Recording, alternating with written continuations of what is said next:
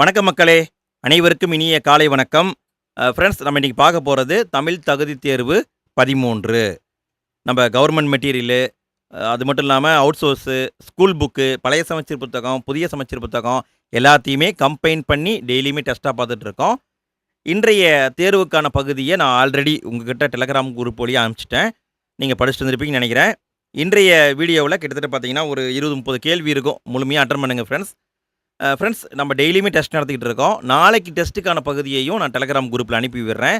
நீங்கள் இன்னும் நம்முடைய டெலகிராம் குரூப்பில் சேரலைன்னா ஃபஸ்ட்டு கமெண்ட்டில் அதுக்கான லிங்க்கை நான் கொடுத்துருக்கேன். நீங்கள் அதன் மூலமாக ஜாயின் பண்ணிக்கோங்க. சரி, இன்றைய டெஸ்ட்டுக்குள்ளே போகலாமா? எல்லோரும் ரெடியாக இருக்கீங்களா? சரி, ஃபஸ்ட்டு நம்ம பார்க்க போகிறது தமிழ் அகராதி. இது வந்து அவுட் சோர்ஸுங்க. சரி, கேள்வியை பாருங்கள். அத்தக்கோரம் என்பது என்ன? அத்தக்கோரம் என்றால் என்ன? இதுதான் ஃபஸ்ட்டு கேள்விங்க. விடையை பார்க்கலாங்களா? அத்தக்கோரம் என்றால் நெல்லிக்காய் இருக்கு இல்லையா? நெல்லிக்காய் மரம், அது நம்ம சொல்லுவோம்ல, அதை தான் அத்தக்கோரம்னு சொல்கிறாங்க. அடுத்து இரண்டாவது கேள்வியை பாருங்க. அத்தி என்ற சொல்லின் பொருளில் தவறானது. அத்தி அப்படிங்கிறதுக்கு நிறைய அர்த்தம் இருக்கு. இதுக்கான விடையை பார்க்கலாமா? விடைன்னு பார்த்தீங்கன்னா, எலும்பு இதுவும் வரும், யானை இதுவும் வரும், கடல் இதுவும் வரும், சிப்பி வராது. அத்தி அப்படின்னா எலும்பு, யானை, கடலுங்கிற அர்த்தம் இருக்கு, சிப்பி வராது.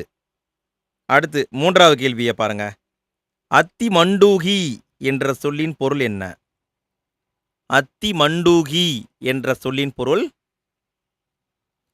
விடையை பார்க்கலாங்களா? விடை முத்துச்சிப்பி. அத்தி மண்டூகினா முத்துச்சிப்பி. அடுத்து நாம் பார்க்க போகிற தலைப்பு தமிழ் பசி. இது வந்து ஸ்கூல் புக்கில் இருக்கிற ஒரு டாபிக் தான், பழைய சமச்சீர் புத்தகத்தில் இருக்கு. சரி, கேள்வியை பாருங்க. கன்னித்தமிழ் எனக்கு வேணுமேயடா, உயிர் கம்பன் கவி எனக்கு வேணுமேயடா என்று பாடியவர் யார்? கன்னித்தமிழ் எனக்கு வேண்டும், உயிர் கம்பன் கவி எனக்கு வேண்டும் என்று பாடியவர், விடையை பார்க்கலாங்களா? விடை கா சச்சிதானந்தன். கா சச்சிதானந்தன். அடுத்து ஐந்தாவது கேள்வியை பாருங்க. மாறன் எனப்படுபவர் யார்? இந்த மாறன் எனப்படுபவர் யார்? விடை பார்க்கலாங்களா? மாறன் அப்படின்னா மன்மதனை குறிக்கும். மாறன் என்றால் மன்மதன். அடுத்து ஆறாவது கேள்வியை பாருங்க. கா சச்சிதானந்தன் பிறந்த இடம் எது? கா சச்சிதானந்தன் பிறந்த இடம் எது? இதுக்கான பதில், இலங்கையில் பருத்தித்துறைன்னு ஒரு ஊர் இருக்கு, அங்கே தான் பிறந்திருக்காரு. இலங்கையில் பருத்தித்துறையில் பிறந்தவர் கா சச்சிதானந்தன். அடுத்து ஏழாவது கேள்வியை பாருங்க. கா சச்சிதானந்தன் எழுதிய நூல்களுள் தவறானது எது? கா சச்சிதானந்தன் எழுதிய நூல்களை கொடுத்துருக்காங்க, ஏதோ ஒன்று தப்பாக இருக்குது, அது என்னன்னு கண்டுபிடிக்கணும். சரி, விடையை பார்க்கலாங்களா? விடை ஆனந்தத்தேன், அன்னபூரணி, யாழ்ப்பாண காவியம் எல்லாம் எழுதியிருப்பாங்க. 6ஆம் திணையை எழுதியிருக்க மாட்டாங்க. 6ஆம் திணை எழுதினவர் வேற ஒருத்தர், அவரும் இலங்கைக்காரர் தான். 6ஆம் திணை அப்படிங்கிற டாபிக் எங்கே இருக்கும்னா 11ஆம் வகுப்பில் பொதுத்தமிழ் புத்தகத்தில் இருக்கும். நீங்கள் படிச்சிருக்கீங்களா? 6ஆம் திணை என்ற நூலை எழுதியவர் யார்? இந்த கேள்விக்கான பதில் தெரிஞ்சால் கமெண்ட்டில் போட்டுவிடுங்க ஃப்ரெண்ட்ஸ். சரி, அடுத்த கேள்வியை பாருங்க. ஆனந்தத்தேன் என்ற கவிதை தொகுதி வெளிவந்த ஆண்டு? கா சச்சிதானந்தன் எழுதினாரு. இந்த கவிதை தொகுதி எப்போ வெளிவந்ததுன்னு கேட்டிருக்காங்க. விடை பார்க்கலாங்களா? 1954 வெளிவந்திருக்கு. 1954. அடுத்து 9வது கேள்வியை பாருங்க. யாருடைய பாடல்களில் கம்பனின் மிடுக்கையும் பாரதியின் சினப்போக்கையும் ஒருமித்து காணலாம்? யாருடைய பாடல்களில் கம்பனின் மிடுக்கையும் பாரதியின் சினப்போக்கையும் ஒருமித்து காணலாம்? இதுக்கான பதில் கா சச்சிதானந்தன். இந்த கேள்வி எக்ஸாமில் வர வாய்ப்பு இருக்கு, பார்த்துக்கோங்க. அடுத்து 10வது கேள்வியை பாருங்க. கா சச்சிதானந்தன் யாரின் மாணவர்? கா சச்சிதானந்தன் யாருடைய மாணவர்? விடை பார்க்கலாங்களா? விடை மகாவித்துவான் நவநீத கிரீட்டின பாரதியார், இவருடைய மாணவர் தான் சச்சிதானந்தன். மகாவித்துவான் மீனாட்சி சுந்தரம், இவருடைய மாணவர் உவே.சா. அடுத்து கலைச்சொல் அறிகைங்கிற டாப்பிக்கை பார்க்க போகிறோம். கேள்வியை பாருங்க. வார்னிஸ்ன்னு நம்ம சொல்லுவோம்ல, இதுக்கான சரியான தமிழ் சொல் என்னங்க? வார்னிஷ் என்பதற்கான சரியான தமிழ் சொல் என்ன? விடையை பார்க்கலாங்களா? விடை நைப்பு வண்ணம். வார்னிஷ் அப்படின்னா நைப்பு வண்ணம். அடுத்து 12வது கேள்வியை பாருங்க. எக்ஸ்ரேன்னு சொல்லுவோம் இல்லைங்களா? இதுக்கான சரியான தமிழ் சொல் என்னங்க? எக்ஸ்ரே. இதுக்கான சரியான தமிழ் சொல் என்ன? விடையை பார்க்கலாங்களா? விடை ஊடுகதிர். எக்ஸ்ரேனா ஊடுகதிர். அடுத்த கேள்வியை பாருங்க. பொறுத்துக்க டைப்பில் கொடுத்துருக்காங்க. சரியாக பொருத்தணும். விடையை பார்க்கலாங்களா? பஃபெட் அப்படின்னா கூட்டுப்படையல். பெவரேஜ் அப்படின்னா அருந்தகம். டெசர்ட்னா ஈற்றுனா. புட்டிங்னா அவியுனா. அடுத்து 14வது கேள்வியை பாருங்க. பொறுத்துக்க டைப்பில் கொடுத்துருக்காங்க. அன்றாட வாழ்க்கையில் நம்ம பயன்படுத்துகிற சொற்கள் தான். ஆனால் நிகரான தமிழ் சொல் நமக்கு தெரியாது. விடையை பார்க்கலாங்களா? பரோட்டா. பரோட்டான்னா வல்லடை. குருமானா குழவு. கேசரினா கிளறி. பாசந்தினா பாலந்தி. பரோட்டானா வல்லடை. பார்த்துக்கோங்க. அடுத்த டாபிக் வந்து உயர்தனி செம்மொழி. இது எங்கே இருக்குன்னா ஸ்கூல் புக்கில் தான் இருக்குது. பழைய சமச்சீர் புத்தகம் 10ஆம் வகுப்பில் இருக்குது. சரி, கேள்வியை பாருங்க. வீருடை செம்மொழி தமிழ் மொழி உலகம் வேரூன்றிய நாள் முதல் உயிர்மொழி என்று பாடியவர் யார்? வீருடை செம்மொழி தமிழ் மொழி உலகம் வேரூன்றிய நாள் முதல் உயிர்மொழி என்று பாடியவர் பாவலர் ஏறு பெருஞ்சித்திரனார். பாவலர் ஏறு பெருஞ்சித்திரனார். அடுத்த கேள்வியை பாருங்க. திருந்திய பண்பும் சீர்த்த நாகரிகமும் பொருந்திய தூய்மொழி தமிழ் செம்மொழியாம் என்று செம்மொழிக்கு இலக்கணம் வகுத்தவர் யார்? திருந்திய பண்பும் சீர்த்த நாகரிகமும் பொருத்திய தூய்மொழி தமிழ் செம்மொழியாம் என்று செம்மொழிக்கு இலக்கணம் வகுத்தவர் பரிதிமாற் கலைஞர். பரிதிமாற் கலைஞர். அடுத்து 17வது கேள்வியை பாருங்க. 16 செவ்வியல் தன்மைகளை கொண்டது செம்மொழி, அதுவே நம்மொழி என்றவர் யார்? சுருக்கமாக சொல்லணும்னா செவ்வியல் தன்மைகள் 16, செம்மொழிக்கான தகுதி கோட்பாடு 16 இப்படி சொன்னவர் யாருன்னு கேட்டிருக்காங்க. விடையை பார்க்கலாங்களா? விடை தேவநேய பாவாணர். நல்லா கவனிங்க. செம்மொழிக்கான தகுதி 16 அப்படின்னு சொன்னாங்கன்னா அவர் தேவநேய பாவாணர். அடுத்து 18வது கேள்வியை பாருங்க. செம்மொழி தகுதி கோட்பாடுகள் 11. செம்மொழிக்கான தகுதி கோட்பாடு 11 என்று வரையறுத்தவர் யார்? 11ன்னு சொன்னவர் யாருங்க? 16 வந்து தேவநேய பாவனர். 11 அப்படின்னு சொன்னவர் மனவை முஸ்தபா. நல்ல கவனிங்க.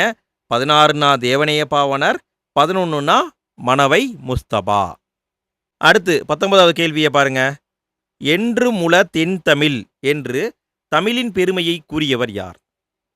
என்று முல தென் தமிழ் என்று தமிழுடைய பெருமையை சொன்னவர் கம்பர். கம்பர் தான் சொல்லியிருக்காங்க.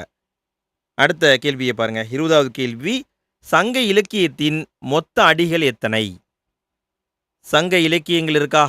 8 தொகை, 10 பாட்டு. இந்த சங்க இலக்கியத்துடைய மொத்த அடிகள் எத்தனைங்க?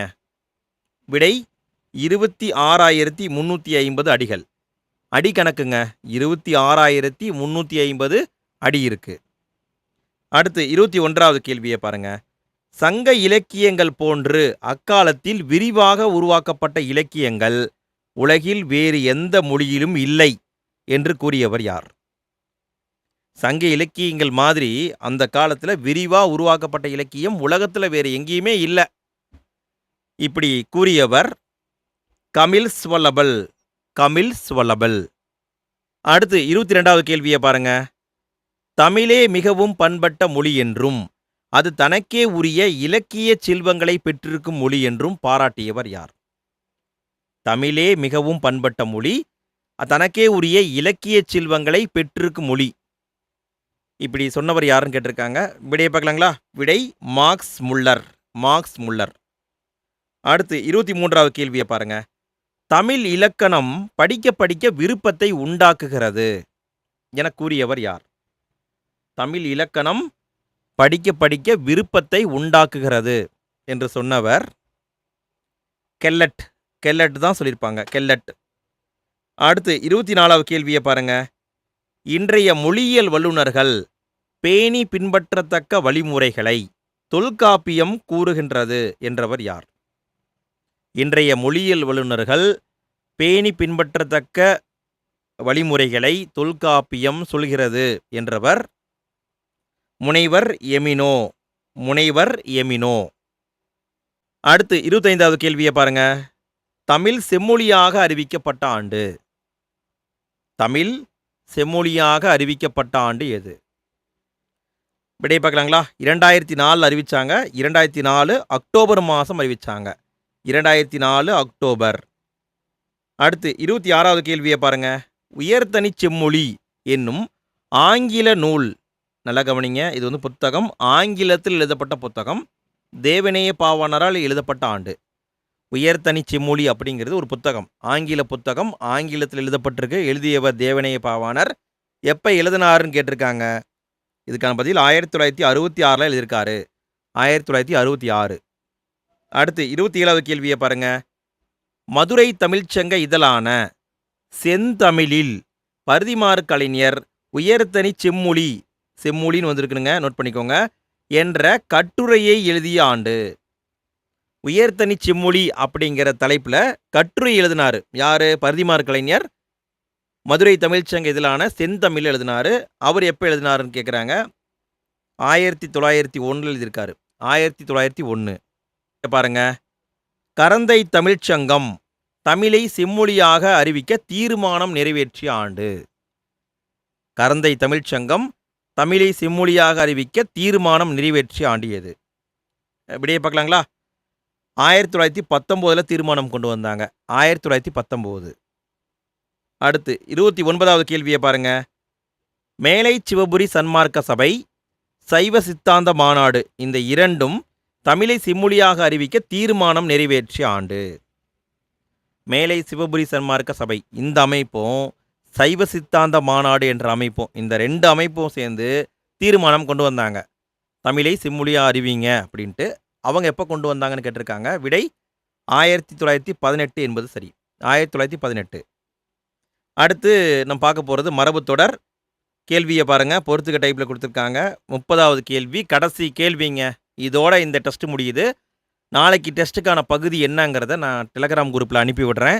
ஃபஸ்ட்டு கமெண்ட்லேயும் நான் போட்டு விடுறேன். நீங்கள் இன்னும் நம்முடைய டெலகிராம் குரூப்பில் சேரலைன்னா ஃபஸ்ட்டு கமெண்ட்டில் லிங்க் இருக்குது, ஜாயின் பண்ணிக்கோங்க. கடைசி கேள்வியை பாருங்கள் ஃப்ரெண்ட்ஸ். அதுக்கு முன்னால் ஃப்ரெண்ட்ஸ் வீடியோ பிடிச்சிருந்தா லைக் பண்ணுங்கள், கமெண்ட் பண்ணுங்கள், உங்கள் ஃப்ரெண்ட்ஸ்க்கு ஷேர் பண்ணுங்கள். சரி, கடைசி கேள்வியை பாருங்கள். பொறுத்துக்க டைப்பில் கொடுத்துருக்காங்க. விடையை பார்க்கலாங்களா? நாக்கு தவறுதல்னா பொய் சொல்லுதல். நாக்கு புரளுதல்னா சொல் தவறுதல். நல்லா கவனிங்க. நாக்கு தவறுது அப்படின்னா பொய் சொல்கிறது. நாக்கு புரளுது அப்படின்னா சொல் தவறுதல்.